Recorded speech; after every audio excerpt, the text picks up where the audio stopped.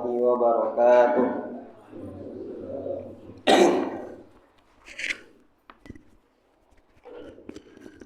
Innal hamdalillah nahmaduhu wa nasta'inuhu wa nastaghfiruh wa na'udzu billahi min syururi anfusina wa min sayyiati a'malina. May yahdihillahu fala mudhillalah wa may yudlil fala hadiyalah. Ashhadu an la ilaha illallah wahdahu la syarikalah wa ashhadu anna Muhammadan abduhu wa rasuluh. Ya ayyuhalladzina amanu taqullaha haqqa tuqatih wa la tamutunna illa wa antum muslimun.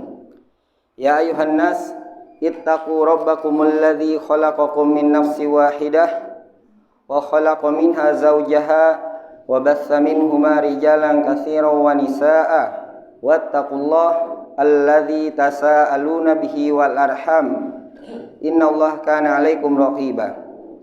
Ya ayyuhalladzina amanu taqullaha wa qulu qawlan sadida yuslih lakum a'malakum wa yaghfir lakum dhunubakum wa may yuti'illaha wa rasulahu faqad faza fawzan 'azima. Fa inna asdaqal hadithi kalamullah wa khairal huda Muhammad sallallahu alaihi wasallam wa syarrul umuri muhdatsatuha wa kullu muhdatsatin bid'ah wa kullu bid'atin dhalalah wa kullu dhalalatin finnari amma ba'd. Alhamdulillah, segala puji dan syukur kepada Allah Subhanahu wa taala. Pada kesempatan Ahad pagi ini Allah taala masih memudahkan kita untuk melaksanakan taklim mingguan. Ya, semoga dimudahkan langkah kaki kita menuju majelis ilmu ini sebagai Allah mempermudahkan jalan kita menuju surganya. Amin. Ya, sekarang kita masuk masih membahas kitab Fadlul Islam. Ya. Yang bab pertama kita membahas bab Fadlul Islam, keutamaan agama Islam. Ya, menjelaskan berbagai macam keutamaan Islam yang terutama dimulai dari ayat al-yauma akmaltu lakum dinakum wa atmamtu alaikum ni'mati wa raditu lakumul Islam madina. Ya. Kemudian dijelaskan juga hadis-hadis serta asar-asar dari para sahabat tentang keutamaan agama Islam. Nah, kemudian kita langsung masuk ke bab kedua tuh. Mari kita udah selesai. Bab wujubil Islam, bab wajibnya masuk ke dalam agama Islam. Ya, bab pertama menjelaskan tentang keutamaan agama Islam, menjelaskan tentang keutamaan Islam. Kemudian langsung bab kedua, wajib masuk Islam. Ya, korelasi dari bab pertama dan kedua, kenapa langsung setelah keutamaan ada kewajiban masuk Islam? Menandakan ayat-ayat tentang keutamaan Islam menjelaskan kepada kita bahwasanya ayat itu menjelaskan Islam adalah agama yang sempurna. Sehingga dengan konsekuensi kesempurnaan Islam, itu orang tuh harus masuk Islam, bukan berarti sebagai pilihan. Boleh masuk Islam, boleh tidak ketika dijelaskan, oh ini loh keutamaan agama Islam. Bukan berarti dengan dijelaskan keutamaan agama Islam menandakan Islam itu hanya sebagai pilihan. Boleh masuk, boleh tidak. Namun dijelaskan tentang keutamaan agama Islam, korelasinya adalah bahwanya setiap umat di muka bumi ini, manusia di muka bumi ini setelah diutusnya Nabi Muhammad SAW, mau dia ahlul kitab, mau penyembah berhala, wajib hukumnya masuk ke dalam agama Islam. Ya. Innad dina indallahil Islam. Sesungguhnya agama yang Allah ridhoi sisinya hanya agama Islam. Sehingga dari pembahasan kedua ini kita akan menjelaskan jika orang tidak masuk ke dalam agama Islam, dia memilih agama-agama yang lain, maka tertolak semua ibadahnya. Walaupun mereka itu mengakui Allah sebagai pencipta. Sebagaimana kita ketahui Nabi Muhammad diutus kepada kaum musyrik. Kaum musyrik itu sebenarnya juga bertauhid, namun hanya tauhid rububiyah. Namun mereka tidak mau masuk Islam. Islam yang dimaksud di sini adalah bukan Islam mengakui Allah sebagai pencipta. Namun Islam yang dimaksud di sini adalah Islam dalam beribadah. Qul inna sholati wa nusuki wa mahyaya wa mamati lillahi rabbil alamin. Ya, salatku, ibadahku, hidup dan matiku hanya milik Allah. Karena kalau Islamnya hanya sekedar pengakuan, orang musyrik sekalipun mengakui Allah itu Maha Pencipta. Walain sa'altahum man khalaqas samawati wal ard. Jika ditanyakan kepada mereka, siapa yang menciptakan langit dan bumi? Wa sakharas syamsa wal qamar, yang mengatur matahari bulan, mengatur perubahan malam dan siang, yang memberi mereka rezeki. Fasayaquluna Allah. Mereka akan jawab siapa? Allah. Tidak akan mereka mengakui berhala-berhala mereka sebagai Tuhan-Tuhan yang begini begitu. Namun ketika beribadah, mereka semua tidak mau menyembah Allah Subhanahu wa taala. Sehingga Allah taala di surah Al-Imran ayat ke-85 berfirman, "Wa may yabtaghi ghairal islami dinan falayyuqbala min wa huwa fil akhirati minal khasirin." Barang siapa yang mencari selain Islam sebagai agama, maka dia tidak akan diterima ibadahnya, agamanya tersebut, dan di akhirat termasuk orang apa? Merugi. Kemudian Syekh Muhammad bin Abdul Wahab juga membawakan ayat tentang tertolaknya segala agama selain Islam, segala peribadatan selain yang diperintahkan oleh Rasulullah Shallallahu Alaihi Wasallam. Itu di surat Al-An'am ayat 153. Wa anna hadza sirati mustaqiman fattabi'uh wa la tattabi'us subula fatafarraqu bikum an sabilih. Ya, di surat Al-An'am 153 Allah Ta'ala berfirman, wa anna hadza sirati mustaqiman. Sesungguhnya ini adalah jalanku yang lurus, maka ikutilah jalan tersebut. Nah, jalan Nabi Muhammad itu jalan yang lurus. Wala tattabi'us subula, jangan ikuti jalan-jalan yang lain. Jadi kata jalan Nabi Muhammad itu lurus. Nah, enggak ada belok. Sementara di kiri kanannya banyak jalan-jalan yang menyimpang. Ya, kita disuruh ikutin jalan apa? Lurus aja, jangan belok kanan, belok kiri. Fatafarraqu bikum an sabilih, maka jalan-jalan tersebut akan memecah belah kalian dari jalan Nabi Muhammad sallallahu alaihi wasallam. Nah, dari dua ayat tersebut, wa may yattaqi ghairal islam dina wa anna hadza sirati mustaqiman, menjelaskan dua faedah besar. Bahwasanya Allah tidak akan menerima agama selain Islam. Faedah kedua apa? Segala peribadatan walaupun dia mengaku Islam namun tidak sesuai dengan diperintahkan oleh Rasulullah Shallallahu alaihi wasallam juga akan apa? Tertolak ya, sebagaimana materi kita sini larangan berbuat bid'ah ya. Jadi wajib masuk Islam menandakan dua, bahwasanya hanya Islam semata yang diterima oleh Allah, selain agama Islam batil. Yang kedua, kalau sudah masuk ke dalam agama Islam, maka cukupkanlah dengan apa yang Rasulullah Shallallahu alaihi wasallam ajarkan kepada para sahabatnya serta apa saja yang dipahami oleh sahabat. Jangan bikin jalan yang melenceng dari jalan lurus tersebut. Jangan yang ke kanan ataupun ke kiri. Nah, ya kadang kalau kita bilang bid'ah ini agak sensi orang ya. Padahal ini adalah lafaz yang diucapkan oleh Rasulullah Shallallahu alaihi wasallam. Kullu bid'atin dhalalah ya. Biasanya yang sensi itu yang mengerjakan ya. Ya kalaupun orang yang nggak mengerjakan, kita ucapkan itu ya biasa-biasa aja ya. Nah, sekarang kita lihat Mujahid, seorang tabi'in, muridnya Ibnu Abbas. Apa yang dimaksud dengan subul? Subul itu adalah bid'ah wa syubhat. Nah, bid'ah perkara baru dalam masalah agama, syubhat itu apa? Syubhat syahwat, perkara-perkara dosa, maksiat yang bisa apa? Menaikkan syahwat. Nah, sehingga kalau orang sudah mengikuti syahwatnya, dia akan melenceng dari jalan agama ya. Coba lihat mungkin saudara-saudara kita yang muslim ketika dijelaskan tentang ini nggak boleh, nggak terserah, mau saya, suka-suka saya ya, masa bodoh, apa masalah buat kamu. Nah, padahal namanya dosa maksiat ketika dia kerjakan emang nggak akan bikin masalah sama kita. Namun apa? Ketika dia mati dengan dosa maksiat tersebut akan membuat masalah. Iya. Contohnya bisa kayak LGBT kan. Dia ketika melaksanakannya terserah dia kan. Namun ketika dia mati siapa yang ngurus? Orang Islam juga kan, apakah mau dia diurus seperti hewan? Apakah orang yang menggiatkan HAM mendukung mereka ketika mereka mati mau menolong mereka? Ya, contoh juga kayak kaum-kaum seperti itu. Ketika mereka ingin ganti kelamin, wah ini kan hak saya. Namun ketika mati nyusahin siapa? Kalau dia Islam, nyusahin umat Islam. Membawa dua hadis ya. Artinya itu satu hadis tapi dua lafaz. Ya, ini kalau yang pernah menghafali hadis arba'in 40 hadis pasti kenal hadis ini. Hadis Aisyah radhiyallahu taala anhu. Ya.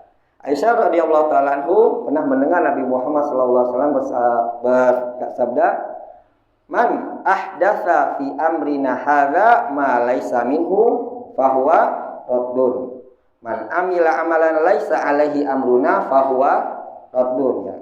Ya, Aisyah meriwayatkan dengan dua lafaz yang berbeda namun maknanya sama. Ya. Man ahdatsa apa? Lafaz yang pertama ini hadis riwayat Bukhari dan Muslim. Barang siapa yang ahdatsa itu artinya membuat perkara baru dalam urusan kami. Artinya apa? Dia kalau dalam bahasa anak muda konten kreator. Ya. Namun konten kreator dalam masalah agama. Ya. Kalau konten kreator dalam dunia ya nggak masalah. Misalnya bikin konten kreator masak-masakan, konten kreator otomotif, boleh nggak? Nah ini yang dilarang konten kreator dalam masalah agama. Ma laisa minhu, yang tidak pernah sama sekali Rasul ajarkan, Allah turunkan tentang hal tersebut, maka dia apa?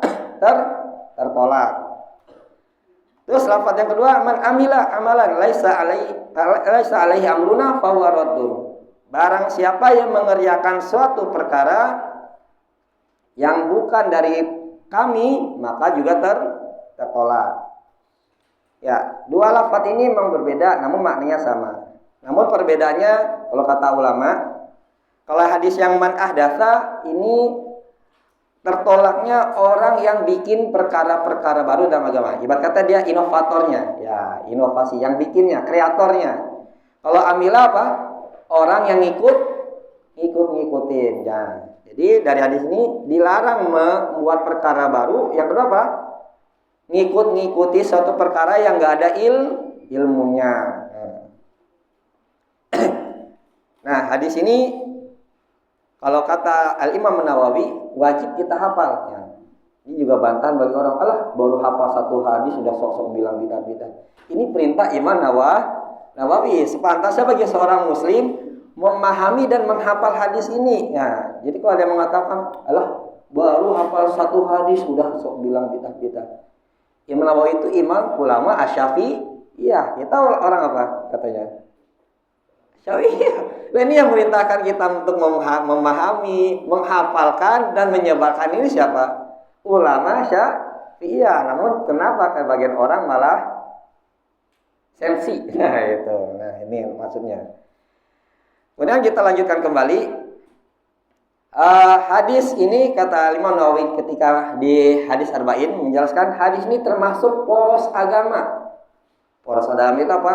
Semua agama Islam, ajaran agama Islam berporos pada 3 hadis.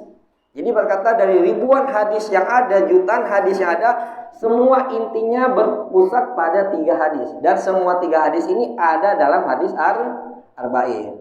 Jadi kalau orang hafal hadis arba'in itu ibaratnya dia mampu, kalau dia hafal, dia pahami, dia pelajari, seakan-akan ribuan hadis sudah dia hafal. Karena dia 42 hadis ini mencakup ribuan hadis-hadis Nabi Muhammad SAW. Jadi ibarat kata ribuan hadis ini kalau dikampungkan porosnya di mana? 3 hadis yang ada di hadis arba'in ini. Yang pertama hadis innamal a'malu niat. Nah, ini poros pertama kita beragama. Poros kedua itu ini man ahdatsa fi amrina hadza atau man amil amalan alaihi amruna fa huwa raddun. Dan poros ketiga kita dalam memahami agama hadis Nu'man bin Bashir, innal halala bayyinun wa innal harama bayyinun wa bainahuma umur mustabihat la ya'lamuhunna katsirun minan nas. Nah, sesungguhnya yang halal itu jelas, yang haram jelas. Di antara yang halal dan haram terdapat perkara yang syubhat. Perkara syubhat itu tidak diketahui oleh banyak orang. Jadi apa? Perkara syubhat hanya segelintir manusia yang mengetahuinya. Dan perkara syubhat ini hanya bisa dipelajari dengan apa? Ilmu. Nah, jadi hadis niat ini adalah menjelaskan tentang Islam itu hanya apa yang zahir doang, batin, menjelaskan tentang amalan batin. Karena semua amalan tidak akan diterima kalau niatnya kagak benar. Yang kedua, hadis Aisyah menjelaskan amalan secara zahir. Jadi artinya apa? Amalan itu harus niatnya benar. Yang kedua apa? Caranya benar. Makanya di hadis man amila amalan saya amuluna itu menjelaskan tentang amalan zahir. Jadi kita dalam beribadah pertama harus niatnya ikhlas kepada Allah. Dijelaskan dalam hadis innamal a'malu binniyat. Syarat ibadah kedua diterima mutabatu Rasul. Ini dijelaskan dengan hadis man amila amalan man ahdatsa fi amrina. Yang ketiga, kalau kita sudah niatnya benar, kita dalam beraktivitas harus tahu apa? Yang halal dan haram. Ya, karena halal dan haram juga berfaedah tentang masalah apa? Diterima atau tidaknya doa-doa kita. Innallaha thayyibun la yaqbalu illa thayyiban. Allah itu maha baik, tidak akan menerima segala sesuatu kecuali yang baik. Nah, berikutnya hadis ini juga kita akan menjelaskan tentang bid'ah. Bid'ah itu secara bahasa artinya bada'a. Bada'a itu artinya sesuatu yang baru. Nah, makanya Allah itu salah satu namanya Badi'us Samawati wal Ard. Ya, badi itu dari kata bid'ah. Apa arti Badi'us Samawati wal Ard? Salah satu nama-nama Allah Badi'us Samawati wal Ard dari kata bid'ah, bada'a. Ya. Jadi mentang-mentang ada film bid'ah, orang semua wah bid'ah. Jadi kata gara-gara film itu bid'ah cuma jadi bahan guyonan ya. Padahal bid'ah itu termasuk perkara ilmu-ilmu syar'i, bukan bahan guyonan. Makanya bahayanya kalau orang memahami agama dari film. Jadi ketika filmnya naik, orang bid'ah baru belajar. Ketika filmnya udah nggak tayang lagi apa? Orang jadi udah lupa. Nah, jadi kalau pengen memahami agama dengan menuntut ilmu, bukan dari perkara yang viral. Nah, makanya kadang-kadang kalau saya lihat ada film-film membawa syariat Islam, ya kurang suka. Kenapa? Karena kalau film membawa syariat Islam, benar film itu baik, misalnya menceritakan tentang syariat Islam. Namun bahayanya orang itu baru akan mengeh tentang perkara itu ketika film itu lagi viral. Kalau film itu nggak viral lagi apa? Bakal lupa. Ya. Contoh dulu pernah ada kayak film yang orang pakai cadar. Gara-gara ada film itu viral, orang pakai cadar. Ketika film udah nggak ada lagi apa? Udah mulai cadar dilupakan. Ya sekarang semenjak ada film bid'ah, orang mulai, bid'ah apa? Namun lama-lama ini filmnya udah nggak tayang lagi apa? Udah mulai lupa apa itu bid'ah. Ya bid'ah itu artinya sesuatu yang baru. Maka Allah namakan Badi'us Samawati wal Ard apa? Allah menciptakan langit dan bumi yang baru yang sebelumnya belum pernah ada penciptaan seperti ini. Nah, maka dinamakan bid'ah itu apa? Segala perkara dalam agama yang belum pernah dikerjakan oleh Rasulullah Shallallahu Alaihi Wasallam. Makanya pengertian yang bagus ini ada dikatakan oleh Imam Asy-Syatibi. Nah, pernah dengar Asy-Syatibi, Pak?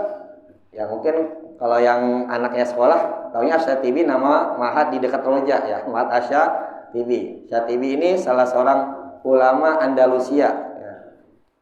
Berarti mazhabnya Maliki, tapi tetap dia ulama Ahlussunnah. Ya Syatibi itu sebenarnya nisbat kepada daerah di Andalus, nama daerah itu Satipa. Masih ada negerinya sekarang, sama kayak Barcelona, Andalusia. Ya, namun setelah Andalusia hancur oleh kafir, sudah ya Islam udah nggak ada. Tapi tetap Islamnya, ajarannya masih apa? Ilmu-ilmunya masih ada, walaupun negerinya sudah tidak ada lagi. Asy-Syatibi itu pernah membuat buku namanya Usul Bidah, ilmu usul bidah. Nah, ini kalau dipelajari kita akan membahas bid'ah dari A sampai Z. Ibarat kata ini ensiklopedianya bid'ah. Ya, kata Imam Syatibi pengertian bid'ah adalah thariqatun fiddin muhtari'atun tudahi syari'ata yuqsadu bisuluki 'alaiha al-mubalaghatu fi ta'abbudi lillah. Kata Syatibi, bid'ah adalah thariqah, suatu jalan dalam agama. Ya. Muhtari'atun itu artinya yang dibuat-buat. Ya. Jadi suatu perkara dalam agama yang dibuat-buat, diinovasi lah bahasa ininya. Inovasi konten kreator. Tudohi yang menyerupai syariat. Nah, jadi suatu perkara yang baru yang dibuat-buat dalam agama yang menyerupai syariat. Dia maksudkan dengan perkara ini untuk apa? Untuk berlebih-lebihan dalam beribadah kepada Allah. Nah, niatnya benar nggak Pak? Benar, namun caranya salah. Jadi ibarat kata kalau tidak semuanya niat yang baik itu bisa dibenarkan, apalagi dia niatnya baik. Kalau disuruh, nggak disuruh. Contohnya aja, misalnya ibu-ibu misalnya. Bagaimana perkara yang nggak disuruh, walaupun niatnya baik bakal bikin kesal. Ngasih duit 50.000 sama anaknya buat beli minyak goreng misalnya. Ternyata anaknya malah beliin Pampers. Marah nggak Bu? Marah nggak Bu? Tapi loh, ibu kan minta beli minyak udah habis. Oh beli Pampers kamu? Iya Bu, saya kasihan sama adik, Pampersnya tinggal 2 misalnya. Ibu kesal nggak? Niatnya baik nggak tuh bocah? Baik, kasihan sama dedeknya, Pampersnya tinggal 2. Namun tetap salah, kenapa? Mengerjakan sesuatu nggak disuruh. Atau contoh simpelnya, bagaimana sesuatu yang nggak disuruh walaupun niat baik bikin kita kesel. Kayak tuh nggak pakai Alfa Indo, niatnya baik nggak dia? Buat jaga motor kita biar nggak hilang. Tapi kita suruh nggak? Akhirnya kita ngeluarin 2.000 dalam keadaan kesel sendiri. Imam Malik pernah berkata, manib tada'a fil Islam bid'atan yaroha hasanatan faqad za'ama anna Muhammadan khana risalah. Kata Imam Malik, barang siapa yang membuat perkara baru dalam agama Islam, kemudian dia pandang perkara ini baik, maka dia telah menganggap Nabi Muhammad ini telah mengkhianati, menyelisihi risalah. Ya, kenapa? Allah itu berkata, al-yauma akmaltu lakum dinakum. Allah telah menyempurnakan. Namanya sempurna itu perlu ditambahin nggak? Nggak perlu. Bahwa yang sempurna perlu dikurangin nggak? Nggak perlu. Ya kayak misalnya kita yang kerja di pabrik, ada SOP nggak Pak? Standar operasional. Coba misalnya SOP-nya seragamnya harus warna biru. Bapak seragamnya dimodif pakai batik-batik. Domelin nggak Pak Bos? Iya itu contohnya, SOP itu nggak akan bisa ditambah atau dikurangin. Bahkan sebenarnya di Al-Quran sudah banyak dalil-dalil menjelaskan Nabi Muhammad mungkin nggak berbuat bid'ah Pak? Mungkin nggak? Nggak mungkin. Nabi Muhammad tuh kalau mengerjakan perintah Allah itu nunggu dulu wahyu. Contohnya kayak sholat. Sholat itu baru tahun berapa? Menjelang Nabi Muhammad hijrah tahun 10 kalau nggak salah. Hijriah Nabi Muhammad baru diperintahkan Allah sholat. Sebelum diperintahkan sholat, Nabi Muhammad nyuruh sahabatnya sholat nggak? Jangankan tentang perintah kewajiban, larangan pun Nabi Muhammad baru melarang. Kalau Allah perintahkan itu nggak boleh. Contohnya apa? Homar, jilbab itu perintah nggak? Perintah. Baru dilaksanakan setelah Nabi hijrah. Nah, ayat turun surat Al-Ahzab menandakan dulu ketika Nabi Muhammad awal dakwah itu wanita-wanita jahiliyah, wanita muslimah yang baru masuk Islam enggak pakai jilbab. Ya, makanya salah orang mengatakan jilbab itu budaya Arab. Budaya Arab itu enggak pakai jilbab. Buktinya turun ayat hijab setelah Nabi Muhammad hijrah, dan sahabat-sahabiah ketika ayat hijab diturunkan langsung horden dicabutin, dipakai jilbab, taplak meja, spray. Nah, terus tentang khomer juga. Khomer ketika Nabi Muhammad masih di Mekah, Madinah boleh nggak? Masih diperbolehkan. Bahkan sebelum diharamkan total, sahabat sholat aja masih dalam keadaan mabok. Nah, baru Nabi larang ketika turun wahyu. Menandakan Nabi Muhammad aja ketika memerintah atau melarang tunggu apa dulu? Wahyu, tidak dari rohyunya sendiri. Makanya Allah ngancam Nabi Muhammad.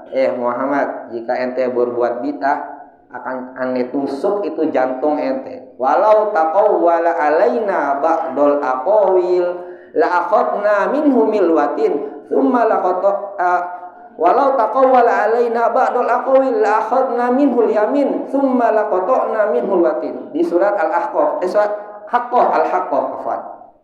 Walau taqawwala alaina ba'dul aqwil. Jikalau ini si Muhammad taqawwala itu artinya apa? Berbuat perkara-perkara baru yang tidak kami perintahkan, yang enggak Allah perintahkan, ya nyuruh orang buat begini begitu. La akhadna minhu bil yamin, akan kami pegang, akan Allah pegang dengan tangan kanan Allah. Tsumma laqata'na minhu watin, kemudian akan kami tusuk itu jantung dan hatinya. Masya Allah, subhanallah ya. Ini Nabi Muhammad saja sudah apa? Diwanti-wanti, Muhammad, jika ente macam-macam nih, ngapain perintah atau melarang tanpa instruksi dari Allah, maka akan Allah apain? Tusuk jantungnya. Menandakan bidah itu dosa yang sangat besar. Seperti laksananya Allah mengancam Nabi Muhammad dalam surat Az-Zumar. Lain asyrakta la yahbatanna amaluka wa la takunanna minal khasirin. Walaqad uhiya ilaika wa ilal ladzina min qablik. Wahai Muhammad, sungguh telah diwahyukan kepada engkau dan orang-orang sebelum engkau. Lain asyrakta, jika engkau berbuat syirik, mungkin enggak Nabi Muhammad berbuat syirik? Enggak mungkin. Namun kenapa Allah ancam Nabi Muhammad jika berbuat syirik maka amalnya akan hilang? Menandakan dosanya sangat besar. Nabi Muhammad saja kalau dia berbuat syirik bisa pahalanya habis, apalagi umatnya. Begitu juga umat Muhammad saja jika dia berbuat bid'ah akan Allah tusuk jantungnya, apalagi selainnya. Nah, sekarang kebanyakan orang sering salah paham tentang bid'ah. Bisa kita jelaskan, nggak boleh nih hukumnya bid'ah, muka ente juga bid'ah. Nah, emang zaman Muhammad ada mukanya ente nih. Atau kadang lebih ekstrim lagi. Yaudah deh, kalau semuanya bid'ah, tuh naik haji pakai onta aja. Emang zaman Nabi ada pesawat. Terus udah bid'ah, udah deh azan 2 suara aja tuh, nggak usah pakai mic. Emang zaman Nabi ada mic. Salah paham orang. Yang dilarang dalam dia itu ritual peribadatan, tata cara beribadah. Namun sarana-sarana, alat-alat yang digunakan untuk agar ibadah itu bisa terlaksana itu bukan bid'ah. Itu dalam Islam yang maslahah mursalah. Suatu perkara yang bisa masalah itu punya maslahat. Dan ini hanya dalam masalah wasilah, benda-benda, alat-alat yang digunakan untuk mencapai tujuan diwajibkan ibadah tersebut. Contohnya, nah speaker ini. Nah, kayak kita kajian pakai YouTube kan. Emang zaman Nabi ada YouTube nggak? Zaman Nabi ada kajian nggak? Ada. Nabi kajian duduknya. Nah, zaman Nabi belum ada YouTube misalnya. Namun sarana-sarananya mungkin dengan tulisan. Nah, seiring berkembangnya zaman, sarana-sarana ini semakin apa? Semakin maju. Ya, akhirnya mau dari nulis, akhirnya kayak ada kamera, TV, sekarang YouTube, kamera dan semisalnya. Ya ini sebenarnya sudah ada isyarat dari Nabi Muhammad bahwasanya yang diperintahkan itu adalah tata cara ibadahnya. Namun caranya itu ya bebas. Contohnya kayak masalah azan. Azan itu pertama kali yang bermitu sahabat namanya Abdullah bin Zaid. Nah, Abdullah bin Zaid itu pernah mimpi azan. Nah, kemudian dikabarkan kepada Rasulullah karena dulu ketika azan mau sholat sudah diwajibkan, Nabi waktu menunduk sama sahabat, gimana nih ngumpulin manusia? Ada yang sahabat, pakai lonceng aja, jangan, itu beri orang Nasrani. Pakai trompet, orang Yahudi, udah pakai api aja, itu budaya Majusi. Akhirnya belum ada putus, akhirnya malam-malam ada sahabat mimpi. Allah memberikan ilhami kepada sahabat berupa azan, diceritakan pada Rasulullah. Ya, itulah. Dan Nabi azan itu baru bisa terlaksana dengan suara yang akhirnya bukan Abdullah bin Zaid, mestinya Abdullah bin Zaid yang disuruh karena dia mimpi. Namun yang Nabi perintahkan ternyata siapa? Karena bila suaranya lebih kencang. Nah, karena salah satu tujuan azan adalah mengumpulkan manusia. Baru bisa Bilal. Nah, lama-lama juga akhirnya muncul menara tinggi. Di zaman Nabi ada menara tinggi nggak? Nggak ada. Tapi mulai dibikin menara tinggi tujuannya apa? Nah, seperti itu. Nah, karena dalam Islam ini tidak semua perkara itu harus letterlock. Tahu nggak letterlock? Belak-belakan jelasan. Ada kayak isyarat. Nah, contohnya kayak pesantren. Zaman Nabi ada pesantren nggak? Ada sekolah nggak? Nggak ada. Nah, sebenarnya udah ada isyarat sekolah itu bakal ada melalui kisah yang itu tuh. Sahabat, ada seorang sahabat, ya dia datang kepada Rasulullah tiap hari, sementara kakaknya ngapain? Kerja, jadi petani di ladang korma.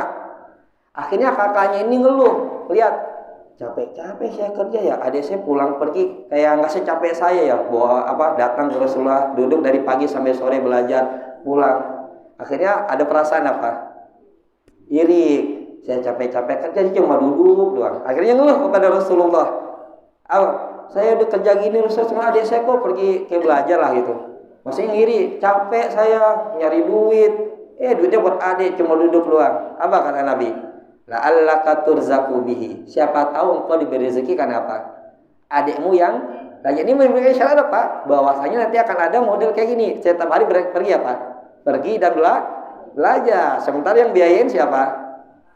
Nah, orang tuanya atau kakaknya nyari duit. Ada yang nyari duit, ada yang belajar. Sama juga kayak pesantren zaman Nabi nggak ada, tapi udah ada isyarat seperti para sahabat alusu. Wah, yang orang miskin akhirnya nggak punya duit, numpang hidup di masjid. Namun setiap hari mendatangi Nabi Muhammad untuk belajar. Akhirnya mereka yang lebih berilmu dibandingkan sahabat-sahabat yang duluan masuk Islam. Karena yang duluan masuk Islam banyak kesibukan, sehingga datang ke Nabi pun hanya kajian seminggu sekali. Sementara sahabat yang hidupnya pas-pasan, nggak ada biaya pun dibantuan tangan orang, hanya bisa menetap di masjid, namun karena setiap hari bertambah bersama Rasulullah, akhirnya bisa mendapatkan ilmu lebih dibandingkan sahabat yang lain. Ini menandakan isyarat sekolah itu bakal ada. Sama juga kayak Al-Quran. Zaman Nabi Al-Quran dibukukan nggak? Belum, karena nggak mungkin, karena wahyu ketika itu masih turun. Bahkan ayat terakhir, wattaqu yawman turja'una fi ilallah, itu ada di Al-Baqarah, itu masih di sekitar juz 1. Itu ayat yang terakhir turun di. Nah, Al-Baqarah juz berapa? 1 2 3. Kalaulah Al-Qur'an dibukukan zaman Nabi, otomatis itu bakal banyak cetakan-cetakan baru ya. Lagi juga zaman Nabi juga percetakan tidak seperti sekarang ada. Nah, barulah Al-Qur'an itu dibukukan setelah Rasulullah wafat. Lebih lagi itu ketika perang itu tuh memerangi kaum murtad, itu banyak sahabat ahlul yang pura-pura meninggal. Akhirnya sahabat mikir gimana, akhirnya ada beberapa sahabat pengen aku dibukukan. Namun Abu Bakar ketika itu juga masih agak khawatir, bagaimana mungkin aku akan mengerjakan sesuatu yang belum pernah dikerjakan Rasulullah. Namun lama-lama akhirnya dibukukan juga. Sebenarnya udah ada isyarat Al-Quran itu bakal dibukukan, karena di awal Al-Baqarah apa? Zalikal kitabula riwafi. Al-Quran adalah kitab. Kitab itu maknanya apa? Buku yang pasti dalam satu bentuk. Nah, itulah namanya maslahat mursalah. Segala sesuatu nggak ada memang zaman Nabi, namun dia hanya sebagai apa? Wasilah yang memudahkan kita untuk beribadah. Jadi yang dirubah itu bukan ritualnya, atau kayak ilmu nahwu sorof. Nah, ilmu tajwid zaman Nabi ada ini nggak? Mat tobi'i, mat idgham bila gunah, ada nggak? Nggak. Zaman Nabi nggak ada mubtada, khobar, isim nakiro, isim ma'rifat, karena kita itu orang Arab sudah bisa bahasa Arab. Barulah setelah Islam menyebar kemana-mana, banyak orang yang salah dalam membaca Al-Quran, salah dalam berbahasa Arab. Akhirnya dibukalah ilmu tajwid dan ilmu bahasa Arab. Nah, itu dalam Islam namanya maslahat mursalat. Nah, dan kita lanjutkan lagi. Dan bid'ah itu ada jenisnya. Ya, bid'ah itu ada jenisnya. Ada berupa bid'ah akidah, ada berupa bid'ah amaliyah. Nah, bid'ah akidah dan bid'ah amaliyah. Kalau bid'ah akidah itu apa? Akidah yang baru muncul setelah Nabi Muhammad wafat. Ya, baru awal mulai muncul itu rata setelah wafatnya Nabi pada zaman tabi'in. Nah, contohnya apa? Bid'ah-bid'ah dalam akidah, seperti bid'ahnya Qadariyah, bid'ahnya Khawarij, Murji'ah, pemikiran-pemikiran yang tidak pernah ada pada zaman Nabi Muhammad SAW. wasallam. Contohnya kayak Qadariyah, itu baru muncul setelah Nabi Muhammad wafat di Irak, berarti pada zaman tabi'in. Sebagaimana diceritakan oleh sahabat Ibnu Umar ketika itu di Irak. Makanya Irak itu dari zaman itu termasuk negeri fitnah. Ya, negeri Najd. Dua tanduk setan muncul dan banyak munculnya fitnah. Baru muncul setelah Nabi Muhammad wafat. Fitnah pertamanya apa itu? Munculnya Qadariyah. Karena Qadariyah ini agama remake ya, perpaduan antara Majusi dan Islam. Orang Majusi itu punya dua Tuhan, Tuhan cahaya dan Tuhan kegelapan. Ya, Rabbun Nur wa Rabbul Zulumat. Ya, Tuhan kegelapan dan Tuhan cahaya. Tuhan kegelapan itu yang menciptakan keburukan dan Tuhan cahaya yang menciptakan kebaikan. Ada orang bermanfaat dia mengatakan segala kebaikan itu diciptakan Allah, namun segala keburukan itu manusia yang menciptakan. Nah, ada orang sang tabiin mendengar ada kajian itu kaget. Berarti secara tidak langsung Allah ada berapa? Ada dua. Akhirnya dia melapor kepada Ibnu Umar. Akhirnya Umar dengan tegas berkata, katakan kepada dia sesungguhnya Umar dan anaknya berlepas diri dari perkara tersebut. Karena apa?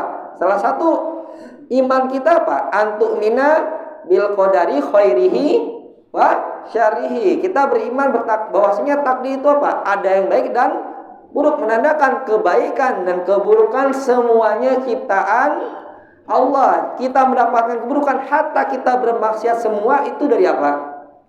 Allah yang menciptakan. Jadi tidak ada namanya ketika datang keburukan Allah tidak punya wewenang sama sekali. Tidak ada campur tangan Allah dalam keburukan tersebut. Kalau orang meyakini takdir Qadariyah, bahwasanya misalnya datang tsunami yang menewaskan jutaan orang, nggak mungkin Allah berbuat seperti ini. Allah itu maha adil, maha baik. Nggak mungkin, ini bukan Allah yang ciptakan. Itu pemahaman Qadariyah. Allah memang menciptakan keburukan, namun ada Nah, contoh iblis siapa yang menciptakan? Nah, Allah benci nggak dengan iblis? Namun tetap Allah ciptakan karena hikmah dari ciptakan iblis. Salah satu hikmah yang jarang diketahui orang tentang penciptaan iblis apa? Bahkan iblis pun akhirnya sedih juga ketika tahu hikmahnya ini apa? Turunnya Adam karena berbuat dosa, maksiat, makan buah terlarang. Ketika Adam turun ke bumi dalam keadaan telanjang, itu iblis gembira. Namun iblis kembali bersedih. Kenapa bersedih? Ternyata gara-gara dia melakukan perbuatan ini, merayu Adam bermaksiat, muncullah ibadah yang baru. Ibadah apa? Tobat. Kalau Allah misalnya iblis nggak goda Nabi Adam masih tetap di surga, ada nggak ibadah tobat? Nah, dan dengan Adam turun juga akhirnya nampaklah nama Allah apa? At-Tawwab, Al-Ghafur, Allah Maha Pengampun, Al-Ghaffar, Maha Pemberi Taubat. Nah, itulah. Jadi kalau ditanya, kalau ada orang kata, kenapa ada yang perbuatan dosa maksiat? Kalau Allah ini Maha Kuasa, kenapa? Misalnya kayak di Palestina Allah tolong. Emang itu semua buruk, tapi setiap keburukan pasti ada hikmah yang tidak mungkin otak kita bisa ngapain? Mencernanya, karena kita hanya diberikan ilmu dengan sedikit. Ya, jadi contohnya juga keyakinan bahwasanya Allah di mana-mana. Karena zaman Nabi Muhammad semua sahabat diajarkan Allah di mana? Ya, barulah keyakinan menyimpang itu muncul setelah Nabi Muhammad wafat, dan puncaknya ketika dinasti Abbasiyah yang apa tuh? Yang Imam Ahmad dicambukin memahami Al-Qur'an itu makhluk. Itu muncul ketika orang Islam menerjemahkan kitab-kitab dari mana? Yunani. Lah itulah puncak aliran makin menyimpan dalam Islam. Sekarang sudah banyak di remake lagi apa? Didaur ulang, namun dengan bahasa yang agak akademis. Pada aslinya sama aja, aliran Murji'ah, Jahmiyah dan semisalnya. Kemudian bid'ah kedua adalah bid'ah amali. Ya, amali itu perbuatan. Ya. Jadi dia melakukan amalan-amalan yang tidak pernah dikerjakan oleh Rasulullah dan sahabatnya. Bid'ah amalan itu ada dua. Ya, bid'ah yang amalan itu ada dua. Ada bid'ah asliyah, ada bid'ah idhofiyah. Pertama bidah akidah, kedua ada bidah amalan. Dan bidah amalan itu ada dua jenis. Ada bidah asli, ada bidah idofi. Nah, kalau bidah asli itu apa? Ini benar-benar murni perbuatan baru yang zaman Nabi nggak ada sama sekali. Nah, jadi benar-benar konten kreator asli dia. Contohnya apa? Banyak. Ya kayak zaman Muharram sekarang, contohnya kayak Syiah. Apa tuh acara mereka? Ngeratap, yang sambil mukul-mukulin badannya, nyambuk-nyambuk. Kalau di negeri mereka sana kayak di Iran, di Irak, ekstrim banget kan? Ekstrim, kita lihat videonya kan? Cambukin, bahkan anak kecil pun juga diberdarah-darahin kepala yang ini sebagai ritual apa? Berkabung atas kematian Husain. Kalau di Indonesia mulai ngikutin, namun masih pengecut ya. Pengen gini doang, gebuk-gebukin badan doang kita ya, karena masih malu-malu. Namun dimodifikasi. Aslinya ini ibadah, namun diapain? Dimodifikasi. Contohnya azan. Azan ibadah enggak? Nah, biasanya azan ketika mau sholat id. Azan itu ibadah, namun salah karena salah penempatan. Atau contohnya kayak zikir rame-rame itu zaman. Nah, itu zikir ibadah enggak? Ibadah. Namun ternyata caranya salah.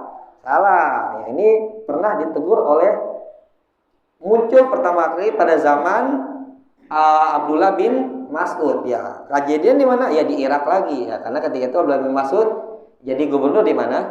Di Irak ya. Jadi ketika itu Abdullah bin Mas'ud dilapori oleh sahabat Abu Musa al-Asy'ari ketika mau sholat Isya, melihat ada sekelompok orang ngumpul ya. Kamu 100 kali tahlil, tasbih, 100 kali ya. Jadi ada yang mengkomandoi. Ketika masuk ke masjid, Abdullah bin Mas'ud melihat langsung kaget. Kayaknya nggak pernah diajarin Rasulullah kayak ginian. Nah, dia nggak berani negur dulu, karena ketika itu pemimpinnya siapa? Abdullah bin Mas'ud. Karena yang lebih berhak menegur itu siapa, orang punya wewenang. Akhirnya dia laporin pada Abdullah bin Mas'ud. Abdullah bin Mas'ud, saya lihat itu ada yang aneh tuh di masjid, ada orang kok nggak pernah diajarin Rasulullah. Datanglah Abdullah bin Mas'ud. Ketika itu langsung bilang, waihakum, celaka, wahai engkau, wahai umat Muhammad. Ini Nabi Muhammad belum lama mati. Barang-barang Nabi Muhammad masih ada, bajunya belum habis, kendi-kendinya, ceret-ceretnya belum hancur. Itu sahabat-sahabat Nabi masih hidup. Apakah kalian lebih pintar atau daripada Nabi Muhammad dan sahabatnya? Nah, jadi Abdullah bin Mas'ud marah sambil kata, apakah kalian ini lebih pintar dibandingkan Nabi Muhammad dan sahabatnya? Benar apa? Nabi pun belum ngajar sama sekali. Orang itu malah ngeyel. Wallahi belum masuk. Tidaklah kami memberikan ini kebaikan. Hitung keburukan kalian, jangan yang kalian hitung. Itu kata Ibnu Mas'ud. Jadi orang ngeyel. Kami ingin kebaikan, namun tidak bisa mendapatkan kebaikan tersebut. Betapa banyak orang yang ingin berbuat kebaikan, namun dia tidak mendapatkan pahala dari yang dia niatkan. Nah, akhirnya Abdullah bin Mas'ud kesel, ninggalin nih orang. Ada memang terbukti jika orang berbuat bid'ah, dia akan melakukan perbuatan menyimpang. Salah seorang sahabat pernah berkata, ini orang ini jumlahnya sekitar 100-an. Dan benar, ketika terjadi perang Nahrawan, itu perang antara Ali melawan kaum Khawarij, orang-orang yang zikir ini ngikutin siapa? Pasukan Khawarij yang memerangi Ali, dan akhirnya Ali berhasil menebas habis kelompok tersebut. Makanya hati-hati kita berbuat perkara baru agama bid'ah. Jangan ini kan sedikit, jangan. Gunung yang tinggi bermula dari apa? Kerikil yang kecil, mana kan dosa yang besar akan muncul dari dosa yang dianggap sepele, dan terkadang bid'ah ini akan mematikan syariat Islam dan sunnah Rasulullah Shallallahu Alaihi Wasallam. Jadi kita udah jangankan yang bid'ah ya, sunnah Nabi aja tuh masih banyak nggak? Kita tidak akan sanggup mengerjakan seluruh sunnah Rasulullah Shallallahu Alaihi Wasallam. Dan kalau perkara wajib itu nggak ada toleransi. Namun setelah kewajiban itu ada sunnah. Sunnah bisa nggak kita kerjakan semua? Nggak bisa. Maka dalam sunnah itu ada toleransi. Kerjakan semuanya. Maka ahsanu amala. Allah memuji kita nyari yang apa? Yang baik. Baik itu bukan berarti banyak, sedikit, namun sesuai dengan sunnah Rasulullah dan istiqomah. Dan juga terkadang kita tinggal di negeri kayak Indonesia, ya kayak perkara itu bidah malah orang tuh jadi orang tuh respect atau tidak kepada kita dan masalah bidah. Walau bahas faedah hadis ini. Jadi ada 5 faedah dari hadis man amila amalan laisa alaihi amruna fawaradun man ahdatsa fi amrina hadzal. Yang pertama adalah faedah dari sini adalah hadis man ahdatsa man amila amalan laisa alaihi amruna adalah inti dari agama, adalah salah satu pondasi agama. Ya. Kenapa dibilang pondasi agama? Karena hadis ini menjelaskan syarat diterimanya amal tidak boleh ngapain? Membuat perkara baru. Harus apa? Ngikut apa saja yang Nabi perintahkan, tambah ditambah atau dikurangin. Nah. Yang kedua, faedah dari hadis ini adalah Islam sudah sempurna. Tidak perlu lagi ditambah dan dikurangin. Apa ayatnya Pak tentang Bapak atau Ibu tentang sempurna Islam? Al yauma akmaltu lakum dinakum wa atmamtu alaikum ni'mati wa raditu lakumul Islam madina. Karena ketika Nabi Muhammad sudah meninggal, sebelum meninggal segala sesuatu sudah Nabi jelaskan, ini halal, ini haram, ini surga, ini neraka. Namun yang boleh-boleh ditambah perkara apa? Dunia. Makanya dulu kan ada sebenarnya Nabi udah jelaskan agama itu sudah nggak perlu diutak-atik. Namun dunia boleh diotak-atik selama tidak menyelisihi syariat. Seperti kisah Nabi Muhammad waktu datang ke Madinah ngelewatin sahabat yang lagi ngapain? Apa sih namanya? Metik apa? Nyetek pohon korma. Nabi bilang, bagusnya diginiin deh, jangan kayak gitu. Nah, karena sahabat nyadar kalau ucapan Nabi itu pasti benar, ngikutin. Lama-lama kok nggak ada hasilnya. Lapor kepada Rasulullah. Apa kata Nabi? Antum a'lamu bi umurid dunyakum. Kalian lebih paham dalam perkara dunia. Nah, ini kaidahnya. Jadi al-aslu fil ibadah haram. Asli dalam masalah ibadah halal haram, perintah wajib, larangan haram. Maknanya haram apa? Hanya Allah yang berhak memutuskan. Namun wal aslu fil asya, hukum asal dari perkara dunia mubah, boleh-boleh saja selama tidak menyelisihi syariat Islam. Jadi kalau misalnya Bapak ngerjain perkara dunia, misalnya motor, ngotak-ngatik motor, wah haram tuh, haram. Mana dalilnya ya? Atau misalnya dalam perkara agama, ini hukumnya wajib. Tanya apa? Mana dalil yang mewajibkan? Kalau dalam masalah dunia, mana dalil yang ngapain? Mengharamkan. Yang ketiga, faedah hadis